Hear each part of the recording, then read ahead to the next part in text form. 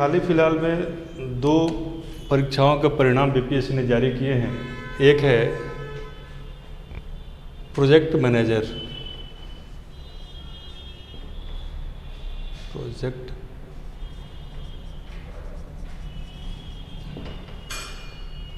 और सेकंड है पंचायती राज का ऑडिटर। ये 2 परीक्षा। अब इन दोनों परीक्षाओं को लेकर काफ़ी वापो की स्थिति शुरू में रही, चूँकि संस्थानों ये पहली बार बीपीएससी के द्वारा निकाला गया, तो संस्थानों में उसके टीचर उपलब्ध नहीं थे और कई जगह पर शिक्षक थे भी तो उनके पास उसकी व्यवस्था नहीं थी कि जीएस वगैरह का।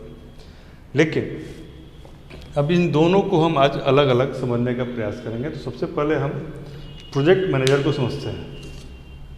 प्रोजेक्ट मैनेजर यह उद्योग विभाग से संबंधित एक पद है। प्रोजेक्ट मैनेजर के जस्ट ऊपर में जनरल मैनेजर होते हैं, जीएम, और उनके ऊपर यदि आप जाएंगे तो डायरेक्टर होते हैं।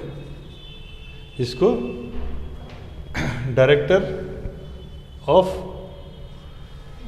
इंडस्ट्रीज एंड कॉमर्स, डीआईसी क्या कहा जाता है, director of industries and commerce. यह लगभग एक आईएएस के इक्विवेलेंट का पद होता है। तो आप ज्वाइन करेंगे as a project manager, seniority में आप आगे जाएंगे तो जनरल मैनेजर, और उसके ऊपर जाएंगे तो डायरेक्टर ट्रेड एंड मतलब इंडस्ट्रीज एंड कॉमर्स। एक बढ़िया पद है, पहली बार बीपीएससी के द्वारा लाया गया है और ढंग से यदि इसकी तैयारी की जाए, सीटें कम हैं, लगभग 69 सीट्स हैं और उसके एवज में 969 रिजल्ट्स आए हैं। तो रफली 900 लोगों का एलिमिनेशन होना बाकी है और उतने लोगों को एलिमिनेट करने के लिए 2 चरण बाकी हैं। तो ऐसे में आप सेलेक्ट हों, इसके लिए ज़रूरी है कि कम से कम इस 969 में यानी 969 में आप आगे बढ़ते हुए 260 तक पहुँचे, 210 के आसपास पहुँचे, जो कि सेफ़ है इंटरव्यू कॉल के लिए। 210 से 250 लोगों का इंटरव्यू कॉल होने की संभावना इसमें है। तो उसके लिए ज़रूरी है कि आप सिलेबस को समझें, सिलेबस को ठीक से पढ़ें और जाकर वहाँ पर बेहतर तरीके से लिखें ताकि आपका इंटरव्यू कॉल यानी साक्षात्कार के लिए आपको बुलाया जाए। आइए देखते हैं इसका सिलेबस। सबसे पहले इसमें जीके, जो इसका एडवर्टीजमेंट निकाला गया था उसमें जो वर्ड इस्तेमाल किया गया वह है जीके। तो जीके है, जनरल नॉलेज है और कितने मार्क्स का है, 200 मार्क्स का है। इसके बाद आपका सब्जेक्ट है, जिसको ऑप्शनल बोलते हैं या सब्जेक्ट बोलते हैं, यह भी 200 नंबर का है। यानी इक्वली वेटेज 50% का जीके है और 50% का, इसी के आधार पर मेरिट बनेगा। जीके 200 और इसमें आपका सिलेक्शन होगा तो फिर आपका इंटरव्यू होगा और यह इंटरव्यू 100 मार्क्स का है, ठीक है। लेकिन यह कॉपी आपकी चेक की जाए, इसके लिए ज़रूरी है कि आप इंग्लिश और हिंदी, जैसे बीपीएससी का जो नॉर्मल प्रतियोगी परीक्षा होती है सिविल सर्विसेज वाली, उसमें केवल क्वालिफाइंग हिंदी होता है, इंग्लिश नहीं होता है। लेकिन इसमें इंग्लिश भी क्वालिफाइंग है और हिंदी भी क्वालिफाइंग है और इसका लेवल ऑफ टफनेस ये है कि इसमें कम से कम 40% नंबर आपको लाना है, एटलीस्ट 40%। तो 40% नंबर लाने के लिए आपको बेहतर समझ इसमें होनी चाहिए। सामान्य समझ से कई बार 50% तक नंबर यदि आप लाने की योग्यता रखते हैं, थोड़ा बहुत पेपर यदि टफ आएगा तो हो सकता है कि आप इसमें क्वालिफाई ना कर पाएँ, उस केस में यह चेक ही नहीं होगा। इसलिए इसको भी ध्यान से पढ़ना है। हिंदी तो अमूमन हिंदी भाषी क्षेत्र के लोग क्वालिफाई कर जाते हैं, यहाँ पर थोड़ा ध्यान देना होगा इंग्लिश वाले पर। अब रही बात कि प्रश्न का स्वरूप कैसा होगा। जीके एक जो लगता है कि सामान्य चीज़ें पूछी जाएंगी। जीएस का तो हम लोग जानते हैं कि जीएस में हिस्ट्री भी होता है, ज्योग्राफी भी होता है, पॉलिटी भी, इकोनॉमिक्स भी, साइंस भी और मेंटल एबिलिटी, करंट अफेयर्स मिलाकर जीके के जीएस में तमाम चीज़ें होती हैं। लेकिन जीके में लोग जानते हैं कि सामान्य तरीके की चीज़ें पूछी जाती हैं, जो कि सामान्यतया एक मैट्रिक से लेकर ग्रेजुएशन के बीच के विद्यार्थी को जानना चाहिए। तो इसको लेकर उहापोह की स्थिति थी और बीपीएससी का जो वांट निकला था, जो एडवर्टीजमेंट निकला था, उसमें बताया नहीं गया स्पष्ट तौर पे। लेकिन बहुत ध्यान से देखने पर जब आप उसके कॉलम में नीचे जाएंगे तो लिखा है कि इसमें वही स्तर रहेगा इसका जो जुडिशियल सर्विस के मेंस का है, उसके जीके का है। तो अब तक तो इसका प्रश्न उपलब्ध नहीं था कि प्रोजेक्ट मेजर पहली बार हो रहा है, लेकिन जुडिशियल सर्विस का एग्ज़ाम पहले हो चुका है और उसके जो मेंस का जीके का पैटर्न है उसमें जीके के साथ साथ जनरल साइंस भी है। क्या है? General science. एक तो ये हो गया। इसके अलावा भारत का भूगोल और भारत का इतिहास एवं कला संस्कृति उसका सब्जेक्ट मैटर है। तो 3 बातें क्लियर हो गई। हमें क्या क्या पढ़ना है? हमें पढ़ना है भारत का भूगोल, ठीक है। हमें पढ़ना है भारत का इतिहास और पढ़ना है कला संस्कृति। इसके साथ साथ पढ़ना है जनरल साइंस। ये 3 चीज कॉमन हो गया। अब प्रश्न ये आएगा किसी विद्यार्थी के मन में कि यदि भारत का इतिहास पढ़ना है तो क्या बिहार का इतिहास नहीं पढ़ना है? लिखा नहीं है, लेकिन क्या बिहार भारत के अंदर नहीं आता है? यदि पूछ ही दे तो आपको बताना होगा। इसलिए बिहार का इतिहास भी पढ़िए और बिहार का भूगोल भी पढ़िए। तो इसमें हम जोड़ सकते हैं, बिहार यहाँ जोड़ दीजिए, बिहार और भारत का इतिहास, बिहार और भारत का भूगोल, दोनों चीज़ें हो गई। तो ये इतना आपको कम से कम करना है इस 200 के लिए। ऑप्शनल तो आपका अलग से है ही। तो मैं कुछ सवाल बता रहा हूँ जिससे आपको आइडिया लगे। हाँ, अब एक सवाल और आता है कि इसका आंसर क्या सब्जेक्टिव टाइप होगा या ऑब्जेक्टिव टाइप होगा या टिक मार्क करना होगा, चूँकि कुछ पता नहीं, पहली बार हो रहा है। तो इसका जवाब यह है कि चूँकि जुडिशियल सर्विस को ही फॉलो कर रहा है तो उसमें शॉर्ट आंसर टाइप क्वेश्चंस होते हैं। ऐसे प्रश्न जिनका 1 लाइन 2 लाइन कई बार 3 लाइन में आंसर लिखना होता है और अलग अलग सेगमेंट में बटे रहेंगे। साइंस का सेगमेंट अलग रहेगा, उसका सेगमेंट अलग रहेगा, तो उस तरीके से उसका रहेगा। मैं कुछ सवालों पर चर्चा करता रहा।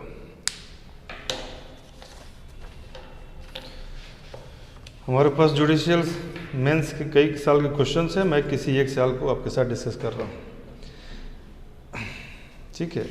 अब इसमें जो सवालों का जो लेवल है, section A, section B, section C, section D, section E करके 5 भाग में सवाल बटे हुए हैं, ठीक है। लिखा हुआ है कि there are 5 sections in the question paper and answer 1 questions from each section. There are 5 sections and what we have to do? We have to answer 1 from each section. बहुत ही आसान हो जाता है, लेकिन ये पहले का पैटर्न है। तो ये 5 सेक्शंस जो हैं उनमें हर सेक्शन को मैं कुछ न कुछ सवाल बता दे रहा हूँ। जैसे सेक्शन 1 है, शायद यह साइंस से संबंधित है। इस सेक्शन में पहला क्वेश्चन है explain the following. Explain the following, क्या एक्सप्लेन करना है? Newton's law of gravitation. ए मतलब इसी एक सवाल के ये 4 खंड है। आपको एक्सप्लेन करना है या तो न्यूटन्स का law of gravitation, phenomenon of mirage, occurrence of tides और सुपर कंडक्टिविटी। मैं हिंदी वाले विद्यार्थियों के लिए बता दे रहा हूँ कि न्यूटन का गुरुत्वाकर्षण का सिद्धांत, दूसरा है फेनोमेनन ऑफ मिराज यानी मृग मरीचिका बनने का प्रक्रिया और कारण, वैज्ञानिक कारण क्या है, और ऑकरेंस ऑफ टाइड्स यानी कि ज्वार भाटा क्यों आता है, इसके बारे में पूछा है, और सुपर कंडक्टिविटी यानी कि अति चालकता। आपको यदि आपने ये 4 सवाल लिख दिए जो कि बहुत ही आसान है, तो आपका एक सेगमेंट पूरा कंप्लीट हो जाता है, ठीक है। यदि आप इन चारों का जवाब आप नहीं देना चाहते हैं, आपको लगता है कि नहीं कुछ हम और दूसरा देखें, तो इसी खंड में और दूसरे भी हैं, जैसे कि राइट नोट्स ऑन फॉलोइंग। किस पे नोट्स लिखना है? तो on lasers, Raman effect, breeder reactor और चेरनोबिल। तो आप लेजर के बारे में, लाइट इमिटिंग जो डायोड्स हैं उनके बारे में जान सकते हैं, जो लेजर रेज होते हैं उनके बारे में।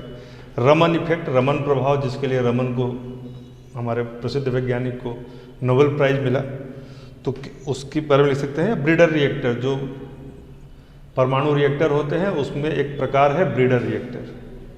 और उसी तरीके से एक शब्द है चेरनोबिल, जहाँ पे कि रसिया का ये पार्ट था यूएसएसआर का, जहाँ पर क्या हुआ था, दुर्घटना घट गई थी, नाभिकीय विस्फोट हो गया था, वहाँ के रिसाव हो गया था, विस्फोट तो नहीं कहेंगे, रिसाव। तो आप इस पर भी लिख सकते हैं, या तो उसको लिखिए या इसको लिखिए, ठीक है। तो आपके एक सेगमेंट में दो ऑप्शन दिया है, दोनों में से आपको एक लिखना है, ठीक है, समझा रहा है। नेक्स्ट सेगमेंट है सेक्शन बी।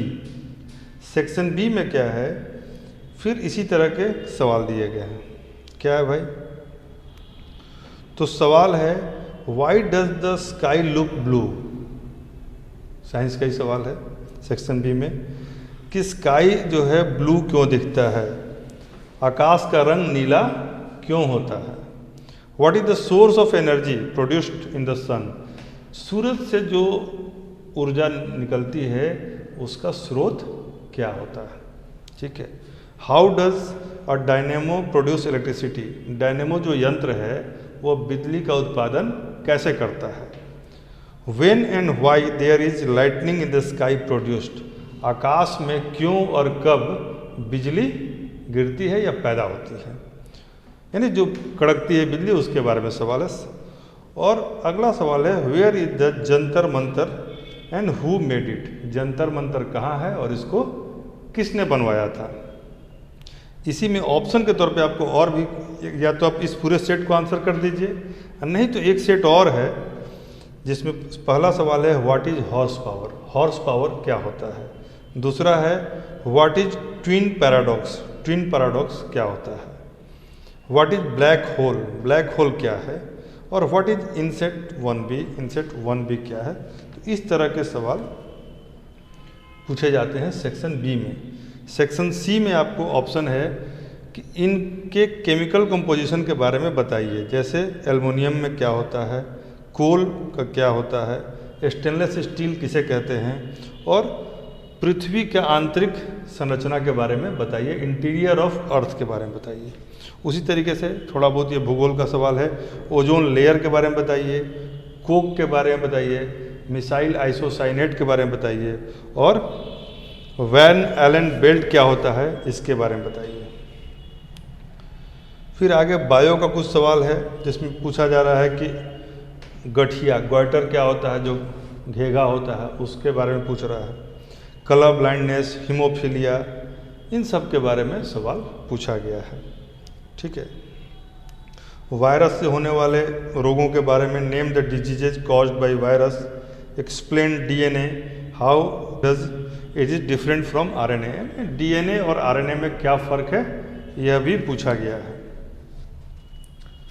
तो यह साइंस का जो मतलब उनके जुडिशियल सर्विस में जो साइंस पे जोर रहता था उसके बारे में तमाम सवाल पूछे गए हैं, और ऐसा ही साइंस का सवाल आपसे भी पूछा जाएगा प्रोजेक्ट मैनेजर में, ठीक है। लेकिन कहीं से भी आप ये देखिए कि इसमें ऐसे सवाल नहीं हैं जो कठिन हों। एक सामान्य जानकारी रखने वाला व्यक्ति जिसको भाषा पे पकड़ है वो इसको लिख सकता है। अभी मैं रिसेंट वाले कुछ सवालों में से कुछ सवाल पूछ देता हूँ आपसे। अब देखते हैं जो जनरल, जो साइंस के सवाल रहे, जो जीके के सवाल आते हैं उनमें किस तरह के सवाल हैं। पूछा गया है कि give the full form of any 5। Full form बताना है आपको इनमें से किसी 5 का। क्या क्या वर्ड है? SAARC, ONGC, NASA, UNICEF, ASEAN, ADB और ABC वारफेयर। इसमें से 5 बताना बहुत ही आसान है, आप लोग में से ज़्यादातर लोग जानते ही होंगे। जैसे सार्क, साउथ क्या होता है सार्क का? South Asian Association of Regional Cooperation. जैसे नासा का क्या है? National Aeronautics and Space Administration. ONGC का oil and natural gas corporation. ADB का एशियन डेवलपमेंट बैंक। उसी तरीके से यूनिसेफ का यूनाइटेड नेशंस इंटरनेशनल चिल्ड्रन बोलिए education fund, United Nation International Children's Education Fund, ठीक है। और आसियान का क्या है? Association of South East Asian Nations. तो बहुत ही आसान है। एक एबीसी वारफेयर है, ABC, A for atomic, B for biological and C for chemical. ABC क्या हो गया? Atomic, biological and chemical warfare, that is ABC warfare, ठीक है। तो इस तरह के सवाल हैं। अगला सवाल देखते हैं। अगले में लिखा है mention in which state of India the following tourist attractions are situated. Bharat के किस राज्य में यह पर्यटन स्थल सिचुएटेड है या अवस्थित है? Prayag Prashasti, Bhimbetka, zero valley, cellular jail, Ross island और खनुमा और महाकाल टेम्पल। अब इसमें आपको बताना है कि यह कहाँ पर अवस्थित है। बहुत ही सामान्य है, यदि एक दो को छोड़ दिया जाए तो बाकी सबका नाम आपने सुना होगा, ठीक है। जैसे प्रयाग प्रशस्ति कोई भी जानता है, स्टेट का नाम बताना है, प्रयाग है तो उत्तर प्रदेश ही होगा। उसे भीमबेटका है, लोग जानते हैं मध्य प्रदेश की भीमबेटका की गुफाएं। उसी तरीके से जीरो वैली पूछ रहा है, जीरो वैली आप में से कम लोग जानते होंगे, यह अरुणाचल प्रदेश में है जीरो वैली। सेलुलर जेल जहां सावरकर को रखा गया था, सेलुलर जेल, तो अंडमान निकोबार का इसी को काला पानी भी कहते हैं सेलुलर जेल को। तो यह सामान्य सवाल है।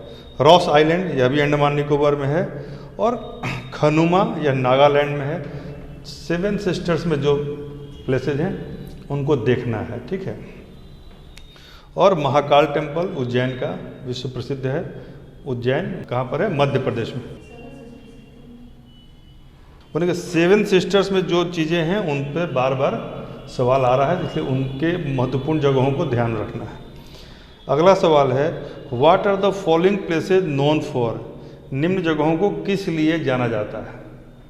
भूगोल से संबंधित ही सवाल हो गया। काजीरंगा, हल्दी घाटी, चुनार, सारनाथ, चेरापूंजी, अमरकंटक और खंडक वस्ल। तो खंडक वस्ल को यदि छोड़ दिया जाए तो बाकी सारे शब्द आपने जरूर सुने होंगे, क्योंकि यह जो है खंडक वस्ल सबके दिमाग में कहीं ना कहीं नहीं गया होगा। तो उससे मैं बता रहा हूँ कि खंडक वस्ल is known for the dam of, कि एक नदी पर एक डैम बना हुआ है। किस नदी पर है? रीवा नदी पर, ठीक है। तो पुणे से नज़दीक है थोड़ा सा। तो इस तरह की चीज़ें आपको पूछी जाती हैं। उसमें बाकी को देख लीजिए। आपको काजीरंगा नेशनल पार्क है, सब लोग जान रहे हैं, असम में है। हल्दी घाटी महाराणा प्रताप के साथ जो लड़ाई हुई थी हल्दी घाटी, वो भी प्रसिद्ध है।